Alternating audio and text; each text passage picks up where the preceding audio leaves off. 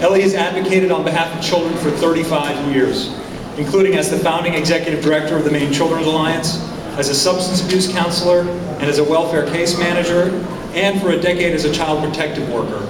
She has spent the last 17 years advocating for improvements in public policy to ensure kids reach their best potential.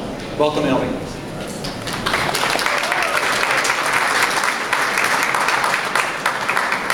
Good morning, everyone. Thank you all for being here, and thanks, Maine Can Do Better, for organizing and bringing people together. I am Ellie Goldberg. I'm the Executive Vice President of Maine Children's Alliance. I don't wear a name tag here. I wear a child on my jacket or whatever I'm wearing because I'm representing children. I find it hard to actually have anything else to say after Jill and Marcia tell you about their circumstances. Jill puts it together better than anyone can. I'm only going to put it together about what is going to happen to children because of certain aspects of the budget that's currently before the legislature. There's going to be serious and negative consequences from these proposed budget cuts. We are particularly concerned about the proposed cuts to the Temporary Assistance to Needy Families, the TANF program, the reductions to eligibility for parents in the Maine Care program, and proposed cuts to child care subsidies and programs. To start, the Maine TANF program currently serves 25,000 children who are in deep poverty. These are not just poor children, these are the poorest of our poor children in Maine. The program protects these children by helping meet their most basic needs, like food and shelter. The proposed cuts to the TANF program would be extremely harmful to children, throwing these families deeper into poverty and leading some families to become homeless. We just heard about homelessness and the horrors of it, but I want you to remember that homeless children, while homelessness is a terrible thing altogether, homeless children have additional problems of not having a consistent school to go to, not having consistent supports and resources, and their children are more vulnerable because their brains are growing, their bodies are growing, their ability to become successful is being based on those early years. So creating homelessness because of a change in policy relating to TANF seems to be more than dropping the baton, as Jill has mentioned. Housing costs already are a huge strain on these families' budgets. A recent survey of TANF recipients found that nearly 81% of TANF families who were surveyed would have said that homelessness would be a result if they were to lose their benefits. Again, when we're talking about TANF, we're talking about children. TANF is a system that's been set up to ensure that our children not fall through the cracks, and that when we cut off a family, we're cutting their children off all the resources. Once homeless, parents face new and often insurmountable barriers to finding and retaining work and a job.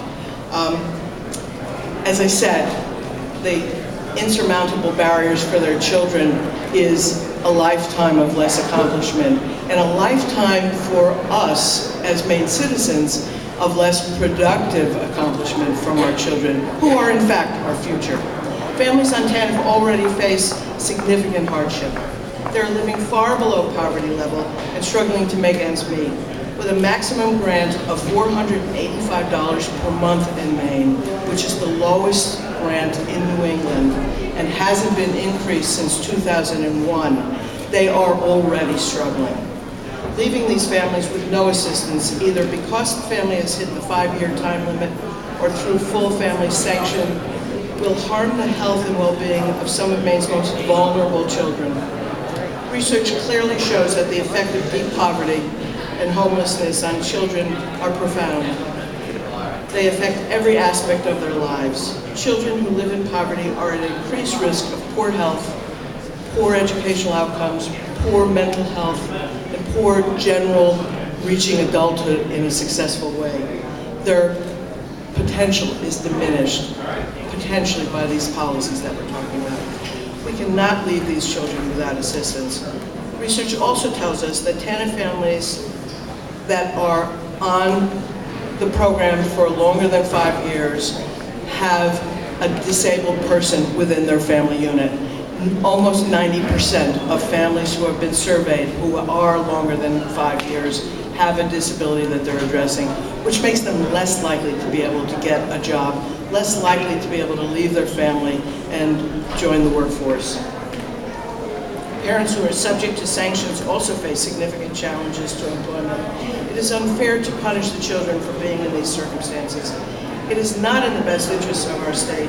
If we fail our children now, we will suffer the economic consequences in the future. It is not just about dropping the baton for today, it is dropping the baton for our future. Cuts in the child care subsidy program and eligibility for low-income parents on Maine care will also make it harder for parents who are working now. They will make it less likely that they can maintain the services that they need for their family to succeed without the resources that we're talking about. They will also make it more difficult for those who are hoping to see their hours and earnings increase as the economy strengthens. These families need access to quality childcare so they can work and have peace of mind that their children are well cared for.